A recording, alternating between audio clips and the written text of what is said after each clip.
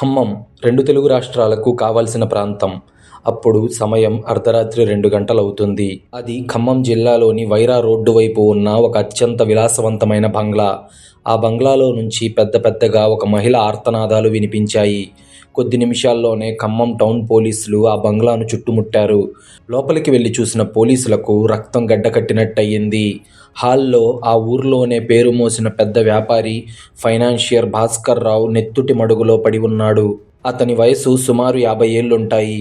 అతని ఒంటి మీద కత్తిపోట్లు చూడ్డానికే దారుణంగా ఉన్నాయి. అతని శవానికి కొద్ది దూరంలో అతని భార్య యామిని కింద కూర్చొని భయంతో వణికిపోతూ ఏడుస్తుంది. ఆమె వయసు సుమారు 32 ఏళ్లుంటాయి. ఆమె బట్టలు చిరిగిపోయున్నాయి. చేతులు, ఒంటి మీద కూడా తీవ్రమైన గాయాలున్నాయి. ఈ కేసు దర్యాప్తు చేయడానికి city crime branch DSP Ramakant ఘటనా స్థలంలోకి ప్రవేశించాడు. క్రైమ్ సీన్ మొత్తాన్ని తీక్షణంగా పరిశీలించిన రమాకాంత్ యామిని దగ్గరికి వెళ్ళాడు. యామిని గారు, అసలేమయ్యింది? మీ భర్తను ఇంత దారుణంగా చంపిందెవరు? మీరెందుకు ఇలా ఉన్నారు? అసలు ఎవరు చేశారు ఇదంతా అని అడిగాడు. అప్పుడు యామిని ఏం చెప్పిందో వినే ముందు, ఇలాంటి క్రైమ్ స్టోరీస్ రోజు వినాలి అనుకుంటే ఇప్పుడే ఈ వీడియోను లైక్ చేసి మా ఛానల్ను సబ్స్క్రైబ్ చేసుకోండి. యామిని వణుకుతున్న గొంతుతో భయంగా, సార్, వాడు ఒక సైకో సార్. మా పక్కింట్లో అద్దెకు ఉండే స్టూడెంట్ వాడు. వాడి పేరు వరుణ్. కొన్ని నెలలుగా నన్ను పిచ్చివాడిలా ఫాలో అవుతున్నాడు. నా భర్త ఇంట్లో లేనప్పుడు గోడ దూకి వచ్చేవాడు. నన్ను ప్రేమించమని ఇబ్బంది పెట్టేవాడు. నాతో అసభ్యంగా ప్రవర్తించేవాడు. నేను బయటకు చెప్తే ఏం జరుగుతుందో అని మౌనంగా ఉండేదాన్ని. అలా నేను మౌనంగా ఉండటంతో వాడు నా మౌనాన్ని అలుసుగా తీసుకొని వాడు రోజుకి రెచ్చిపోతుంటే ఒకరోజు తట్టుకోలేక నేను నా భర్తకు చెబుతాను అని బెదిరించాను. అయితే రాత్రి నా భర్త పడుకున్నాక వాడు కత్తితో ఇంట్లోకి దూరాడు. నా మీద అఘాయిత్యం చేయబోయాడు. అప్పుడు నేను పెద్దగా కేకలు వేయడంతో నా భర్త వచ్చి వాడిని అడ్డుకోబోగా అప్పుడు వాడు నా భర్తను దారుణంగా పొడిచి చంపేశాడు సార్. ప్లీజ్ సార్, నన్ను రక్షించండి సార్, వాడు నన్ను కూడా చంపేస్తాడు అంటూ స్పృహ తప్పి పడిపోయింది యామిని. అదంతా విన్న డీఎస్పీ రమాకాంత్కు కథ మొత్తం అర్థమయ్యింది. ఒక కాలేజీ స్టూడెంట్ పక్కింటి ఆంటీ మీద మోజుపడ్డాడు. కానీ ఆమె ఒప్పుకోకపోయేసరికి ఒక సైకోలా మారి అడ్డు వచ్చిన ఆమె భర్తను చంపేశాడు.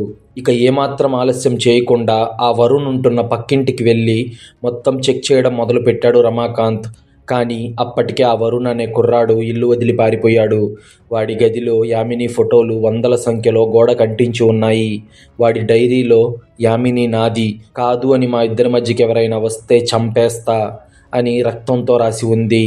ఈ హత్య వరుణే చేశాడు అని చెప్పడానికి ఆధారాలన్నీ పక్కాగా ఉన్నాయి. వరుణ్ కోసం ఖమ్మం జిల్లా అంతా పోలీసు గాలింపు మొదలయ్యింది. ఒక అమాయకురాలైన భార్యను కాపాడటానికి పోలీసులు రంగంలోకి దిగారు. కానీ వాళ్లకు తెలియని నిజమేంటంటే ఆ యామిని ఒక అమాయకురాలు కాదు, ఒక భయంకరమైన రాక్షసి అని. ఈ కథ మనకు ఇంకా బాగా అర్థం కావాలంటే మనం ఒక 6 నెలలు వెనక్కి వెళ్ళాలి. భాస్కర్ రావుకు యామిని రెండో భార్య. భాస్కర్ రావుకు కోట్ల ఆస్తి ఉంది. కానీ వయసు మీద పడటంతో యామినికి అతను శారీరకంగా సుఖం ఇవ్వలేకపోయేవాడు. యామినికి లగ్జరీ లైఫ్, ఎంజాయ్మెంట్ అంటే చాలా ఇష్టం. భాస్కర్ రావు ఆస్తి మొత్తం తన పేరు మీద రాయించుకొని అతన్ని వదిలించుకోవాలనేదే ఆమె ప్లాన్. కానీ అతన్ని చంపితే పోలీసులకు దొరికిపోతానన్న భయం ఆమెలో ఉండేది. కాబట్టి తన చేతులకు రక్తం అంటకుండా తన భర్తను ఎవరైనా చంపితే బాగుండు అని ఎదురుచూస్తోంది. సరిగ్గా అప్పుడే వాళ్ళ పక్కింట్లో అద్దెకు దిగాడు వరుణ్. వయసు 22 ఏళ్ళు.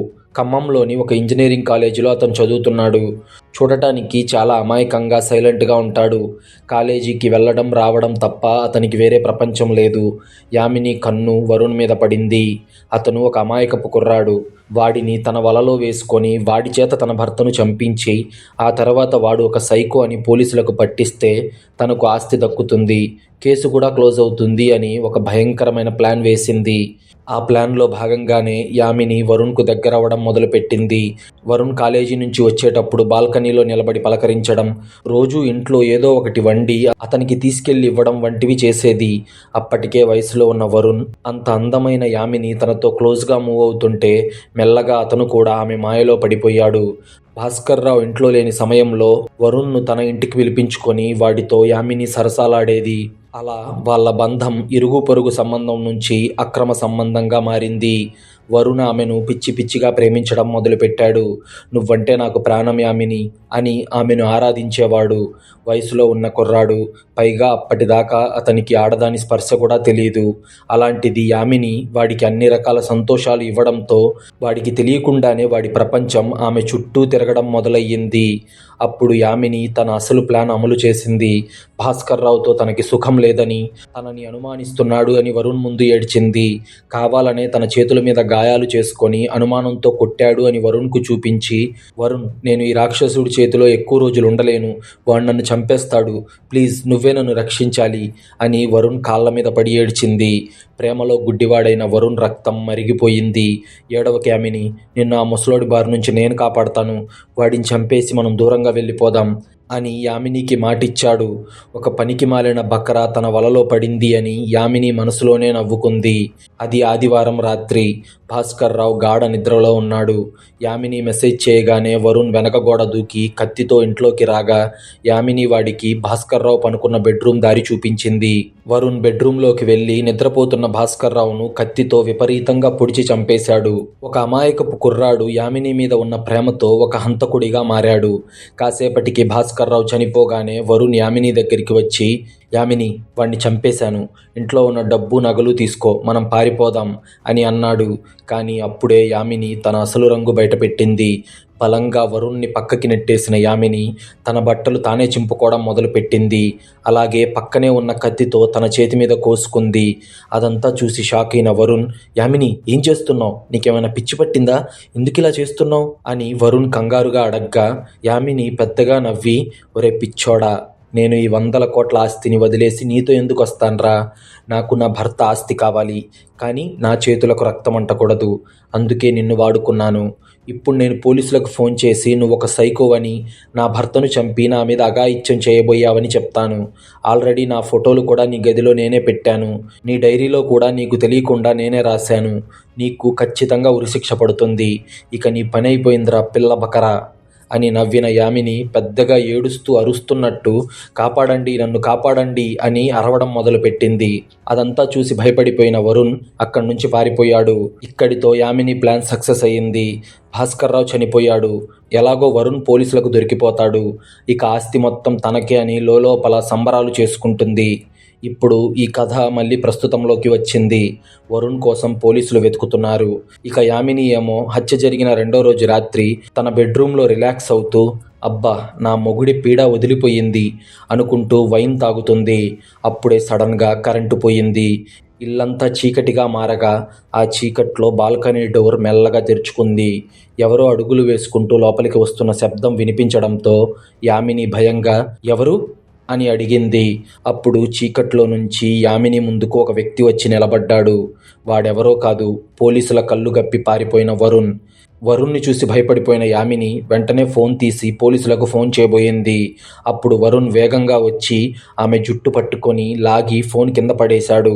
అప్పుడు యామిని భయంతో, ప్లీజ్ నన్ను చంపొద్దు వరుణ్, నీకు డబ్బులు ఇస్తాను, వెళ్ళిపో, కావాలంటే నీకు నచ్చినప్పుడల్లా వచ్చి నన్ను వాడుకో అని బతిమాలింది. అది విని వరుణ్ పెద్దగా నవ్వాడు. ఆ నవ్వులో ఒకప్పటి అమాయకత్వం లేదు, ఒక భయంకరమైన సైకో ఉన్నాడు. అప్పుడు వరుణ్ యామినితో, డబ్బులా? నీకు 100 కోట్ల ఆస్తి ఇచ్చిన నీ మొగుడినే నువ్వు నాతో చంపించావు.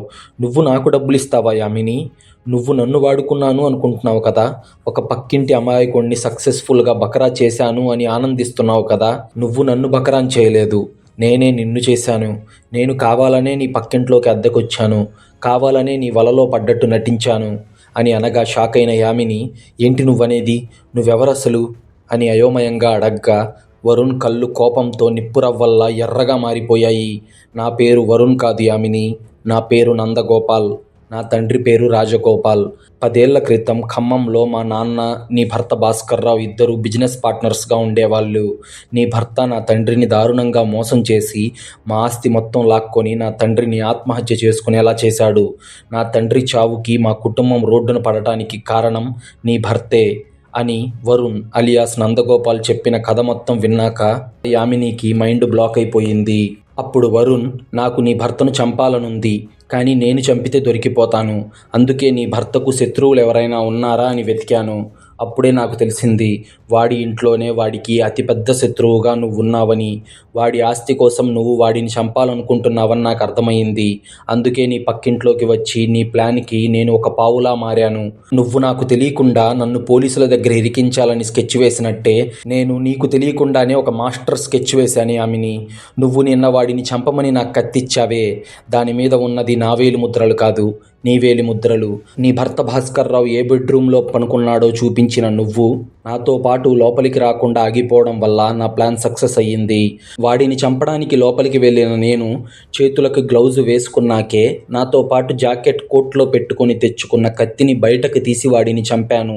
అలాగే నీకు తెలియని మరో విషయం ఏంటంటే, నువ్వు నన్ను నీ భర్తను చంపడానికి ఇంట్లోకి పిలవడం, దారి చూపించడం, ఆ తర్వాత ఇదంతా నాటకమని నిన్ను వాడుకున్నానని నువ్వు నవ్వుతూ చెప్పడం, ఆ తర్వాత నీ బట్టలు నువ్వే చించుకొని నటించడం, ఇలా ఆ రోజు నువ్వు చేసిందంతా నా జాకెట్ కోట్లోని చిన్న స్పై కెమెరా ద్వారా మొత్తం రికార్డ్ చేశాను అని తను రికార్డ్ చేసిన వీడియో మొత్తాన్ని యామినికి చూపించాడు వరుణ్.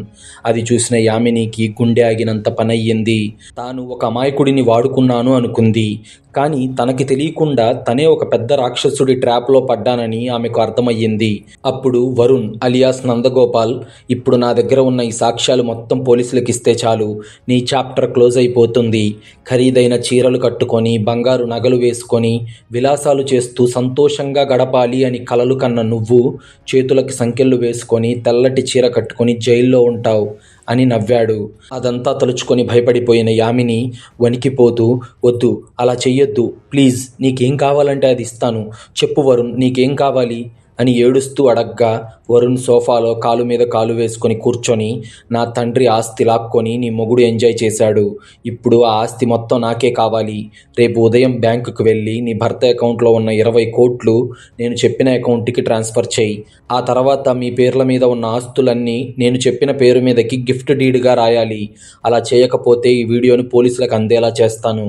నేనెలాగో పారిపోతాను, కానీ నువ్వు మాత్రం జీవితాంతం జైల్లోనే కుళ్ళిపోతావు అని యామినిని బెదిరించాడు.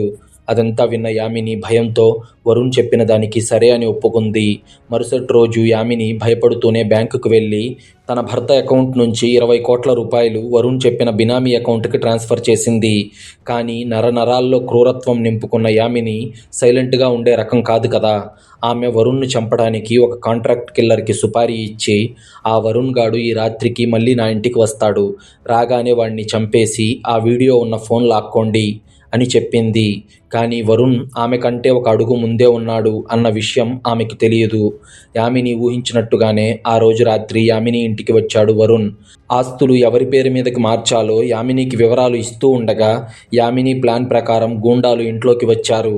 కానీ అప్పటికే తన జాగ్రత్తలో తను ఉన్న వరుణ్ వాళ్లకు దొరకకుండా ఒక టియర్ గ్యాస్ బాంబు పేల్చి అక్కడి నుంచి పారిపోయాడు.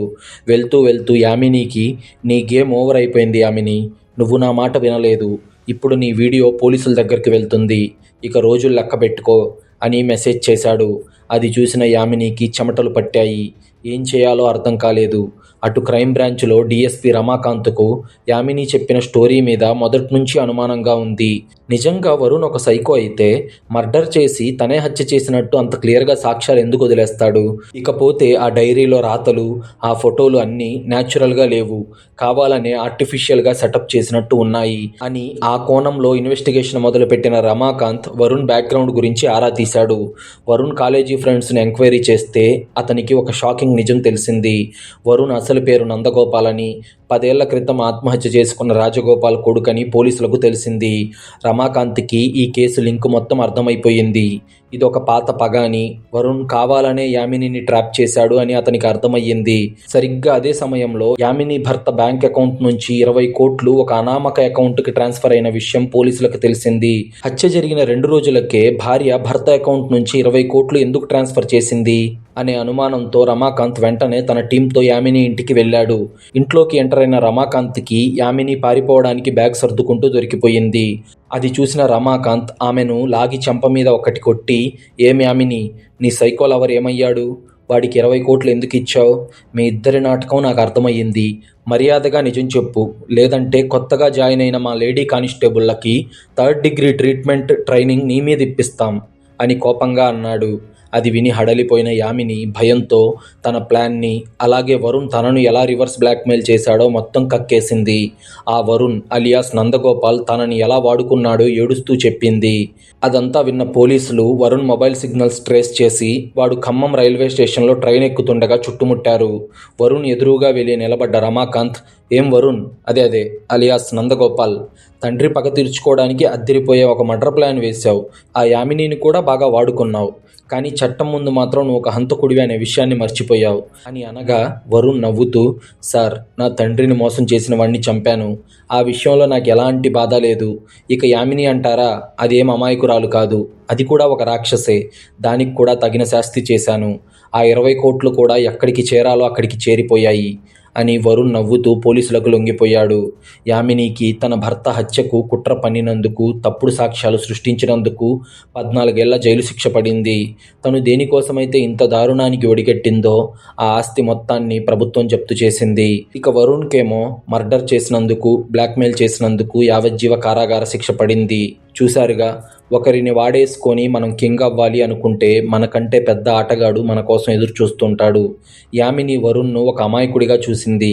కానీ వాడిలో ఉన్న ఒక పగబట్టిన కొడుకుని చూడలేకపోయింది. కామం, ఆస్తి కోసం కళ్ళు మూసుకుపోయి చేసిన ఈ కుట్ర ఇద్దరి జీవితాలను జైలుపాలు చేసింది. అమాయకత్వపు ముసుగులో ఎవరెలా ఉంటారో ఎవరూ ఊహించలేరు. మన చుట్టూ ఉన్న వాళ్ళని ఎప్పుడూ తక్కువ అంచనా వేయకండి. అలాగే గుడ్డిగా వాడుకోవాలని చూడకండి. ఎందుకంటే కర్మ ఎప్పుడూ తిరిగి కొడుతుంది. మీకు గనుక ఈ రియల్ క్రైమ్ స్టోరీ నచ్చినట్లయితే ఈ వీడియోను లైక్ చేయండి. అలాగే ఇలాంటి క్రైమ్ స్టోరీస్ రోజు వినాలి అనుకుంటే ఇప్పుడే మా ఛానల్ను సబ్స్క్రైబ్ చేసుకోండి.